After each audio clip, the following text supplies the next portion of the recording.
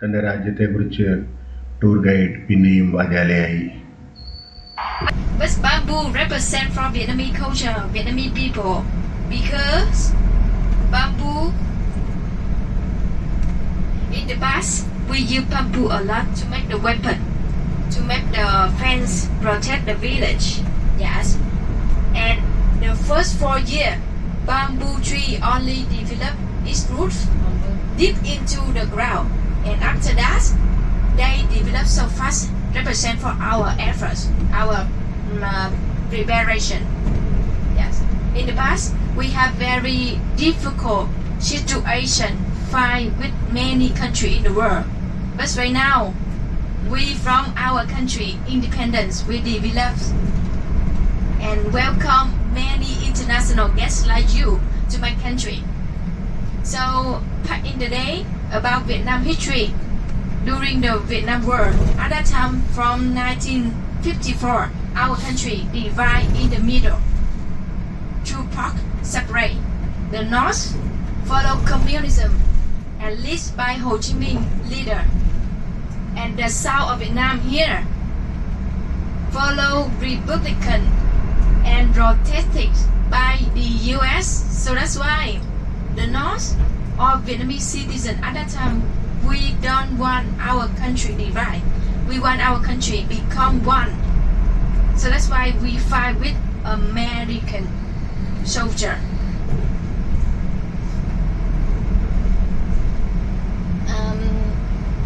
Have you hungry? Have you sleepy? തൻ്റെ രാജ്യത്തിൻ്റെ ചരിത്രത്തെയും പോരാട്ടങ്ങളെയും കുറിച്ച് വളരെയേറെ ഉത്സാഹത്തോടെ നമ്മോട് സംസാരിക്കുകയാണ് നമ്മുടെ ടൂർ ഗൈഡ്. ഇങ്ങനെ വാചാലയായി അവർ സംസാരിച്ചു കൊണ്ടിരിക്കുമ്പോൾ ആ ചരിത്രം കേൾക്കുന്നതിനൊപ്പം തന്നെ വിയറ്റ്നാമിൻ്റെ പുരാചരിത്രത്തെ പറ്റിയാണ് എൻ്റെ മനസ്സ് ചിന്തിച്ചുകൊണ്ടിരിക്കുന്നത്. പുരാവൃത്തമനുസരിച്ച് വ്യാളീദേവനായ ലാക് ലോങ് കുവാന് അപ്സരസായ ഔക്കോക്കിലുണ്ടായ 100 മക്കളുടെ പിൻഗാമികളാണ് വിയറ്റ്നാംകാർ എന്നാണ് അവർ വിശ്വസിക്കുന്നത്. തെക്ക് കിഴക്കൻ ഏഷ്യൻ രാജ്യങ്ങളിൽ പുരാവൃത്തങ്ങളിൽ പ്രാധാന്യമുള്ള ഒരു ജന്തുവാണ് വ്യാളി. 2500 അധികം വർഷത്തെ ചരിത്രമുള്ള വിയറ്റ്നാം ജനതയ്ക്ക് ഒട്ടേറെ രാജവംശങ്ങൾ ഇവിടെ ഭരണം നടത്തിയിട്ടുണ്ട്. BC 111 ചൈനയിലെ ഹാൻ രാജവംശം വിയറ്റ്നാമിൽ പ്രവേശിച്ച് ഇവിടെ ഒരു രാജ്യം കെട്ടിപ്പടുത്തു. ചൈനയിലെ വിവിധ രാജവംശങ്ങൾ വിയറ്റ്നാമിനെ ആക്രമിച്ച് തങ്ങളോട് കൂട്ടിച്ചേർക്കുകയുണ്ടായി.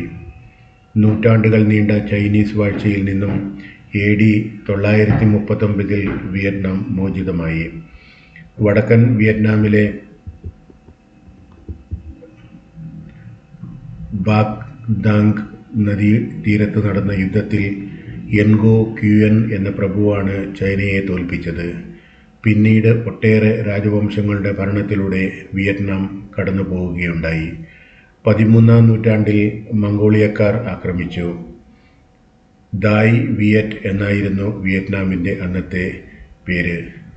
3 മംഗോളിയൻ ആക്രമണത്തെ വിയറ്റ്നാം ചെറുത്തുനിന്നു.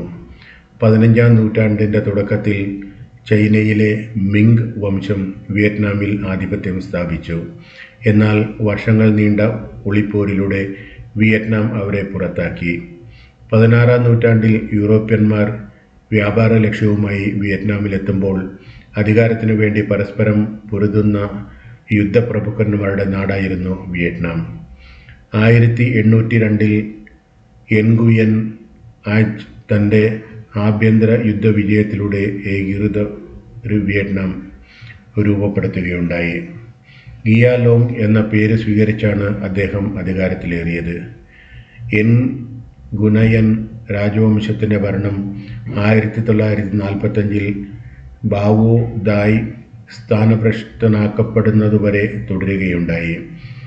നാം വിയറ്റ് എന്നറിയപ്പെട്ടിരുന്ന രാജ്യം വിയറ്റ്നാം എന്ന പേരിൽ അറിയപ്പെട്ടു തുടങ്ങിയതും ഗിയാലോങ്ങിൻ്റെ ഭരണകാലം മുതലാണ്. മതപരിവർത്തനം എന്ന ലക്ഷ്യവുമായി വിയറ്റ്നാമിൽ ആദ്യം എത്തിച്ചേർന്നത് പോർച്ചുഗീസ് ക്രിസ്തുമത പ്രചാരകരാണ്. 17-ാം നൂറ്റാണ്ടിൻ്റെ തുടക്കത്തിൽ അലക്സാണ്ട്ര റോഡ്സ് എന്ന ഫ്രഞ്ച് പുരോഹിതൻ എത്തി വിയറ്റ്നാംകാരെ കത്തോലിക്ക വിശ്വാസികളാക്കാൻ ശ്രമം തുടങ്ങി. എന്നാൽ പിയർ ജോസഫ് പിഗ്നോ എന്ന പുരോഹിതനാണ് ഫ്രഞ്ച് കോളനി വാഴ്ചയ്ക്ക് തറക്കല്ലിട്ടത്. 18-ാം നൂറ്റാണ്ടിൻ്റെ അവസാനം എൻഗുയൻ അഞ്ഞും എൻഗുയൻ ഹ്യൂമും തമ്മിൽ നടന്നുകൊണ്ടിരുന്ന കിടമത്സരത്തിൽ ആ പുരോഹിതൻ ഇടപെട്ടു. എൻഗുയൻ അഞ്ചിന് ഫ്രഞ്ച് സൈനിക സഹായം നൽകാമെന്ന് പിഗ്നോ സമ്മതിച്ചു. അദ്ദേഹത്തിൻ്റെ ഇളയ മകനുമായി പിഗ്നോ ഫ്രാൻസിലേക്ക് പോയി. ലൂയി 16-ാമനായിരുന്നു അന്ന് ഫ്രഞ്ച് ചക്രവർത്തി. വിയറ്റ്നാമിൽ ക്രിസ്തുമത പ്രചാരണത്തിന് സഹായിക്കുന്നതിന് പ്രതിഫലമായി സൈനിക സഹായം നൽകാമെന്ന് കരാറുണ്ടാക്കുന്നതിൽ പിഗ്നോ വിജയിച്ചു. എന്നാൽ ഈ സമയത്ത് ഫ്രഞ്ച് വിപ്ലവം ഉണ്ടായതിനാൽ ഈ ലക്ഷ്യം വിജയം കണ്ടില്ല. ഇന്ത്യയിലെ ഫ്രഞ്ച് കേന്ദ്രമായ പോണ്ടിച്ചേരിയിൽ എത്തിയ പിഗ്നോ 2 കപ്പലുകളും സൈനികരുമായി 1788 വിയറ്റ്നാമിലെത്തി.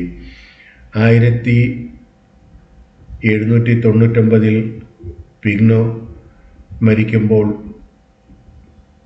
ഫ്രഞ്ച് സഹായത്തോടെ എൻഗുയൻ ആൻഡ് ഏകീകൃത വിയറ്റ്നാം എന്ന ലക്ഷ്യത്തിൽ എത്തിച്ചേർന്നിരുന്നു. 1802 ഹാനോയ് കീഴടക്കി എൻഗുയൻ ആൻഡ് ഗിയാലോങ് എന്ന പേര് സ്വീകരിച്ച് ചക്രവർത്തിയായി. കത്തോലിക്ക മത പ്രചരണത്തിന് ഗിയാലോങ് അനുമതി നൽകിയെങ്കിലും കൺഫ്യൂഷ്യൻ മതക്കാരായ പിൻതലമുറക്കാർ ക്രിസ്തുമതത്തെയും ഫ്രഞ്ച് മത പ്രചാരകരെയും എതിർത്തു.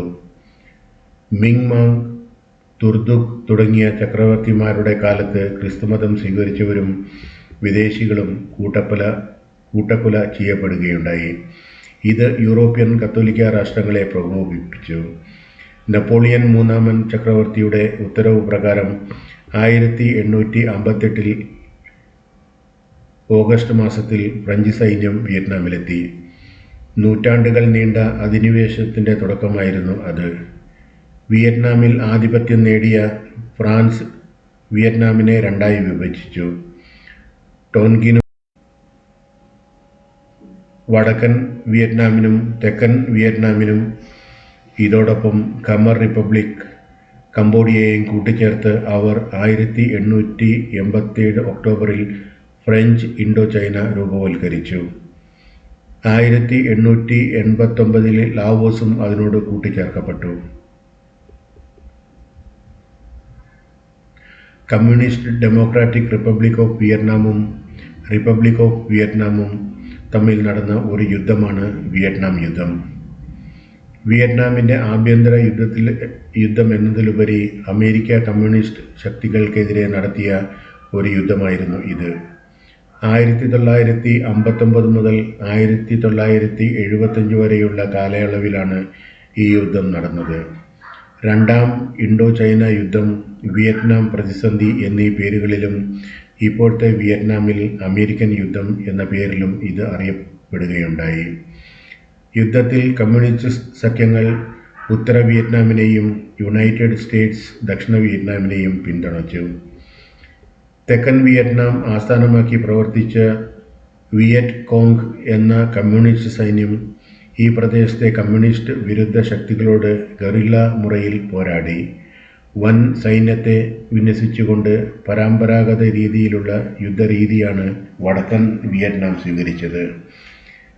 വ്യോമസേനാ മേധാവിത്വവും വൻ ആയുധശേഖരവും പ്രയോജനപ്പെടുത്തി തെക്കൻ വിയറ്റ്നാമും അമേരിക്കയും കണ്ടെത്തി നശിപ്പിക്കത്തക്ക രീതിയിൽ ആക്രമണങ്ങൾ നടത്തുകയുണ്ടായി. ദക്ഷിണ വിയറ്റ്നാം കമ്മ്യൂണിസ്റ്റ് ഭരണത്തിലാവുന്നത് തടയാനാണ് അമേരിക്ക യുദ്ധത്തിൽ പ്രവേശിച്ചത്. 1960കളുടെ ആദ്യ ഘട്ടത്തിൽ യുദ്ധോപദേശ പദ്ധതികളായി ആരംഭിച്ച ഈ ഇടപെടൽ 1965 മുതൽ സൈന്യത്തിൻ്റെ വിന്യാസത്തോടെ ഒരു പൂർണ്ണ യുദ്ധമായി മാറുകയുണ്ടായി. 1973 ഭൂരിഭാഗം അമേരിക്കൻ സൈന്യവും യുദ്ധത്തിൽ നിന്ന് പിൻവാങ്ങുകയും 1975 കമ്മ്യൂണിസ്റ്റ് ശക്തികൾ ദക്ഷിണ വിയറ്റ്നാമിൽ അധികാരം പിടിച്ചെടുക്കുകയും ചെയ്തു. അധികം വൈകാതെ തന്നെ ഉത്തര ദക്ഷിണ വിയറ്റ്നാമുകൾ ഏകീകരിക്കപ്പെടുകയും ഇന്നത്തെ വിയറ്റ്നാം രൂപവൽകൃതമാവുകയും ചെയ്തു. ഈ യുദ്ധവും ലക്ഷ്യം കാണുന്നതിന് US പരാജയപ്പെട്ടതും അമേരിക്കൻ രാഷ്ട്രീയ, സാംസ്കാരിക, വിദേശ ബന്ധ മേഖലകളിൽ വൻ സ്വാധീനം ചെലുത്തുകയുണ്ടായി. യുദ്ധം ചെയ്യാനുള്ള സർക്കാരിൻ്റെ തീരുമാനം അമേരിക്കൻ ജനതയിൽ കാര്യമായ വിഭാഗീയതയ്ക്ക് കാരണമാവുകയും ചെയ്തു. യുദ്ധം മൂലമുണ്ടായ ജീവനഷ്ടം വളരെ ഉയർന്നതായിരുന്നു. ഏകദേശം 58,159 US സൈനികർക്ക് പുറമെ രണ്ട് പക്ഷത്തു നിന്നുമായി 34 ലക്ഷം വിയറ്റ്നാംകാരും 15 മുതൽ 20 ലക്ഷം വരെ ലാവോഷ്യൻ, കംബോഡിയൻ ജനങ്ങളും യുദ്ധത്തിൽ മരണപ്പെട്ടു എന്നാണ് കണക്കാക്കുന്നത്. അങ്ങനെ ബസ് മുന്നോട്ട് നീങ്ങുമ്പോൾ ഞാൻ വിയറ്റ്നാമിൻ്റെ ദേശീയ പതാകയെക്കുറിച്ചാണ് ചിന്തിച്ചു കൊണ്ടിരിക്കുന്നത്. വിയറ്റ്നാമിൻ്റെ ദേശീയ പതാക സ്വർണ്ണക്ഷേത്രത്തോടു കൂടിയ ചുവന്ന പതാക എന്നാണ് അറിയപ്പെടുന്നത്. ഈ പതാക 1940-ലാണ് രൂപകൽപ്പന ചെയ്യപ്പെട്ടത്. ഫ്രഞ്ച് ഭരണത്തിനെതിരായി ദക്ഷിണ വിയറ്റ്നാമിൽ നടന്ന മുന്നേറ്റത്തിൽ ഈ കൊടി ഉപയോഗിച്ചിരുന്നു. 1871 പാരീസ് കമ്മ്യൂണൽ മുതൽ അന്താരാഷ്ട്രീയ കമ്മ്യൂണിസ്റ്റ് പ്രസ്ഥാനം ഉപയോഗിച്ച ചെങ്കൊടി എന്ന ആശയത്തിൽ നിന്നാണ് പശ്ചാത്തലം രൂപകൽപ്പന ചെയ്തിരിക്കുന്നത്. ദേശീയ മുന്നേറ്റത്തിലൂടെ സാമൂഹിക വിപ്ലവം കൊണ്ടുവരിക എന്ന ആശയത്തെ ചുവപ്പ് നിറം പ്രതിനിധാനം ചെയ്യുന്നു.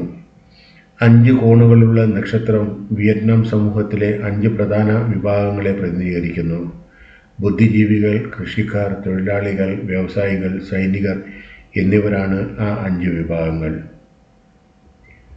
1941 ജപ്പാനീസ് അധിനിവേശനത്തിനെതിരായി പ്രവർത്തിച്ച വിയറ്റ് മിങ് എന്ന കമ്മ്യൂണിസ്റ്റ് നേതൃത്വത്തിലുള്ള സംഘടന ഈ പതാക ഉപയോഗിച്ചിരുന്നു. രണ്ടാം ലോകമഹായുദ്ധത്തിൻ്റെ അവസാനത്തോടുകൂടി വിയറ്റ് മിങ് നേതാവ് ഹോ ചി മിൻ വിയറ്റ്നാം സ്വതന്ത്രമായതായി പ്രഖ്യാപിച്ചു. 1945 സെപ്റ്റംബർ 5 ഈ പതാക വടക്കൻ വിയറ്റ്നാമിൻ്റെ ദേശീയ പതാകയായി പ്രഖ്യാപിച്ചുകൊണ്ട് ഒരു ഉത്തരവിൽ അദ്ദേഹം ഒപ്പിട്ടു. DRP ഗവൺമെൻറ് 1954 ജനീവ കരാർ പ്രകാരം വടക്കൻ വിയറ്റ്നാമിൻ്റെ അംഗീകൃത സർക്കാരായി മാറുകയുണ്ടായി. 1955 നവംബർ 30 ഈ പതാകയിൽ മാറ്റം വരുത്തി. നക്ഷത്രത്തിൻ്റെ കോണുകൾ കൂടുതൽ മൂർച്ചയുള്ളതാക്കുക എന്നതായിരുന്നു ആ മാറ്റം. 1975 വിയറ്റ്നാം യുദ്ധം അവസാനിക്കുന്നതുവരെ തെക്കൻ വിയറ്റ്നാം 3 ചുമന്ന വരവുള്ള ഒരു മഞ്ഞ പതാക ഉപയോഗിച്ചിരുന്നു. 1976 വടക്കൻ വിയറ്റ്നാമിൻ്റെ ചുവന്ന പതാക ഐക്യ വിയറ്റ്നാമിൻ്റെ പതാകയായി സ്വീകരിക്കപ്പെടുകയുണ്ടായി. വിയറ്റ്നാമിലെ എക്കാലത്തെ ഹീറോയും അവരുടെ ആരാധ്യ പുരുഷനുമാണ് ഹോ ചി മിൻ. വിയറ്റ്നാം യുദ്ധത്തിൽ അമേരിക്കയെ പരാജയപ്പെടുത്തുന്നതിന് നേതൃത്വം നൽകിയ വിപ്ലവകാരിയും രാജ്യതന്ത്രജ്ഞനും യുദ്ധാനന്തരം സ്വതന്ത്ര വിയറ്റ്നാമിൻ്റെ പ്രധാനമന്ത്രിയും പ്രസിഡന്റുമായിരുന്നു ഹോ ചി മിൻ. അമേരിക്ക ചരിത്രത്തിൽ ഇന്നുവരെ ഒരു യുദ്ധത്തിലേ തോറ്റിട്ടുള്ളൂ. അത് ഈ കൊച്ചു മനുഷ്യൻ്റെയും വിയറ്റ്നാമിൻ്റെയും മുന്നിലാണ് എന്ന് ഇദ്ദേഹത്തിൻ്റെ ചരമകോളത്തിൽ ന്യൂയോർക്ക് ടൈംസ് പ്രഖ്യാപിക്കുകയുണ്ടായി. ഹോ ചി മിൻ എന്ന പേരിൻ്റെ അർത്ഥം ഉദ്ദീപിപ്പിക്കപ്പെട്ടവൻ എന്നാണ്. ഇദ്ദേഹത്തെ ജനങ്ങൾ ഹോ അമ്മാവൻ എന്നാണ് വിളിച്ചിരുന്നത്.